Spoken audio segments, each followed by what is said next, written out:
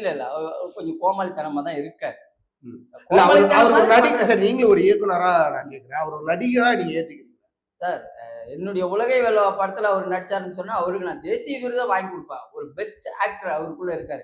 கரெக்டான ஒரு டைரக்டர் கிட்ட அவரு போய் சேரல.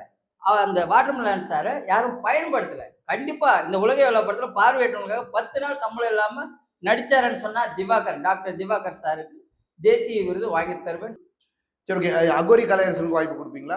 கண்டிப்பா. நம்ம படத்துல வந்து அகோரி கலையரசன் சாரையும் நான் ஹீரோவா செலக்ஷன் பண்ணுவேன்.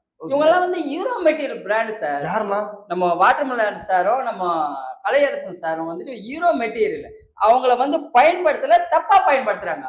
பயன்படுத்த மாட்றாங்க. பயன்படுத்தினாலும் தப்பா பயன்படுத்திட்டு இருக்காங்க. உண்மை இதுதான். அதாவது வாட்டர்மெலன் ஸ்டார் திவாகர்லாம் வந்து ஹீரோ மெட்டீரியல். கலையரசன்லாம் ஹீரோ மெட்டீரியல். Hero material. அவங்கள வந்து பயன்படுத்த மாட்டாங்க. எதனால உங்கள டைரக்டர்னு அக்செப்ட் பண்ணாதனாலயா? அப்படி இல்ல சார்.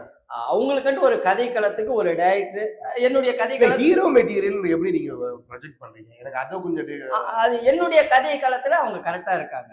என்னுடைய கதை களத்துக்கு அவங்க ஹீரோ மெட்டீரியல்ல தெரியுறாங்க. கதைக்கான கதாநாயகன். ஆமா. அப்படி சொல்றீங்க. ஆமா. ஓகே.